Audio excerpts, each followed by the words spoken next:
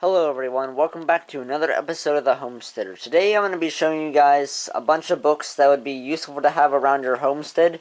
This is going to be part 1 of the series, so you got books on gardening, you've got self-sufficiency, you've got all kinds of reference guides and whatever.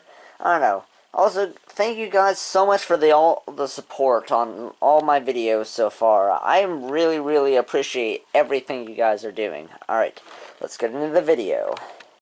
Okay everyone, up first here we have the Ultimate Self-Sufficiency Manual by Tim McWelch.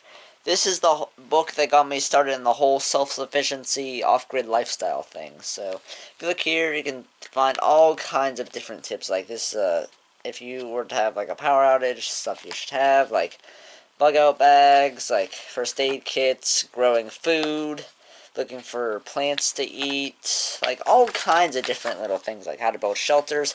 This book is packed full of all kinds of different things that you can use like on your off-grid lifestyle. Like this one section here, it has about solar panels and whatever.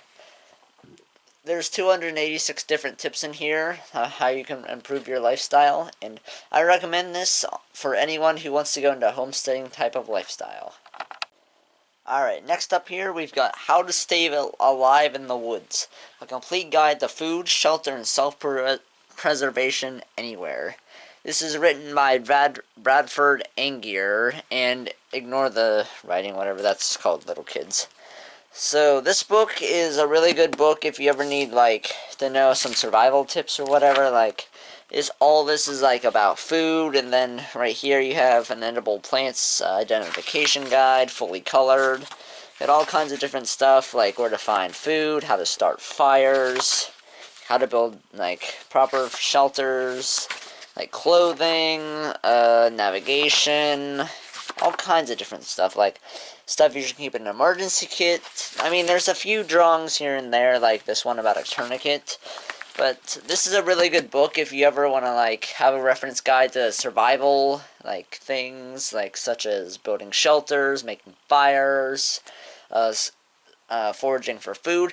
This is a really good reference book to have on you, or just like throw it in a bag or a truck for a bit of tips and tricks for everyday life. Alright folks, up next here we've got the Double Dangerous Book for Boys. Now you can also do the original Dangerous book, which this is just the copy I have. This has like more advanced stuff. This is written by all these authors if you want to check it out. And this book has a lot of like things you can do, like as you can see here on the first page, how to tie a tie, solve Rubik's Cubes, how to do locks, how to do cards, how to make like little contraptions or whatever, like cool little like games and projects and like people you can learn about. There's all kinds of different stuff in this book.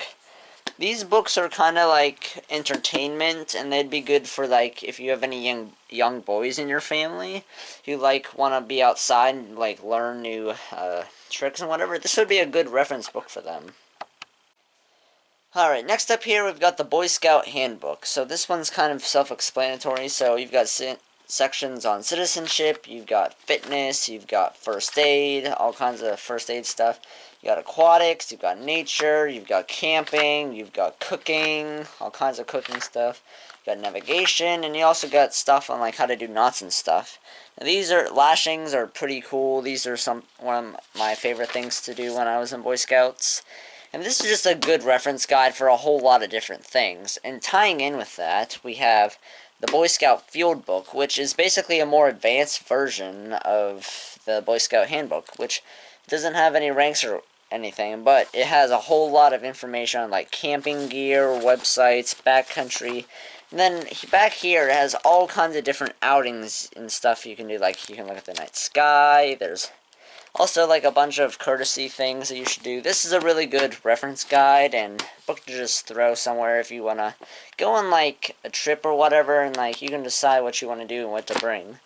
And then here we've got Sports, a Field, Outdoor Skills, which this is a really nice book.